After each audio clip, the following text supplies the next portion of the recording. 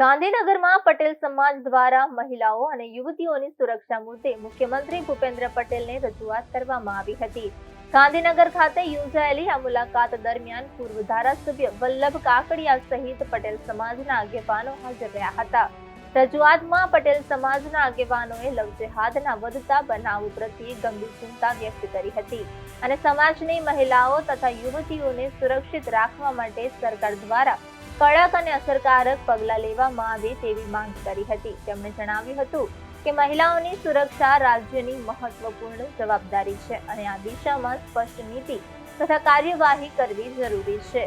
મુખ્યમંત્રી ભૂપેન્દ્ર પટેલે સમાજના આગેવાનોની રજૂઆત ધ્યાનપૂર્વક સાંભળી હતી અને સંબંધિત અધિકારીઓને મુદ્દા અંગે યોગ્ય કાર્યવાહી કરવા સૂચનાઓ આપી હતી।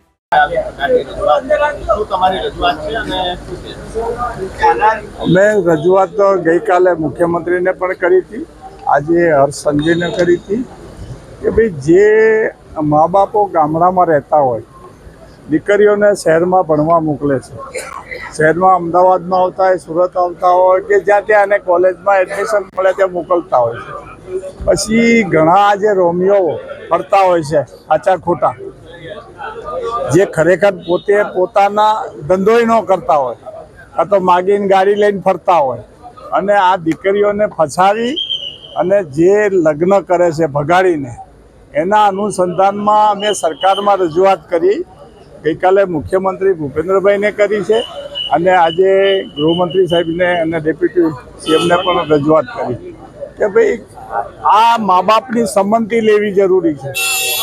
કોઈ પણ દીકરી, જ્યારે દીકરી 20 વર્ષ 25 વર્ષ એને પાળીને મોટી કરી હોય અને પછી ગમે ત્યાં ભાગી જાય અને પછી જ્યારે પોલીસમાં ફરિયાદ થાય, પોલીસમાં મળવાનું થાય તો હું ઓળખતી નથી, આવા પ્રસંગો બનતા હોય છે। એટલે રજૂઆત કરી કે ભાઈ કાયદો બનાવો ને મા બાપની સંમતિ લઈ અને ભલે એને દીકરીને જ્યાં લગ્ન કરવાના કરે પણ મા બાપની સંમતિ હોય, એ સંમતિ લઈને જ લગ્ન થાય એનું રજીસ્ટ્રેશન કરવું। એવું અગાઉ પણ સમાજે રજૂઆત કરી હતી, અમે પણ રજૂઆત કરી છે, અગાઉ અમે પણ કરી હતી અને હવે પણ કરી છે કે ભાઈ કાયદો આ વખતની વિધાનસભામાં જ બને એવું અમે ઈચ્છા રાખીએ છીએ। એટલે અમદાવાદમાં 12 ઘટકો છે, આખા અમદાવાદમાં યુવા પટેલ સમાજના બધા આગેવાનો અત્યારે હાજર છે। પરસોત્તમભાઈ છે, ભાઈ દિનેશભાઈ છે, ભાઈ પરેશભાઈ છે, અમે બધા આજે રજૂઆત કરી, સમૂહ રજૂઆત કરી છે અને સરકારે એમાં પોઝિટિવ, મુખ્યમંત્રીએ પણ પોઝિટિવ કીધું છે અને ગૃહમંત્રીએ પણ પોઝિટિવ કીધું છે કે આમાં કાયદો બનાવશે।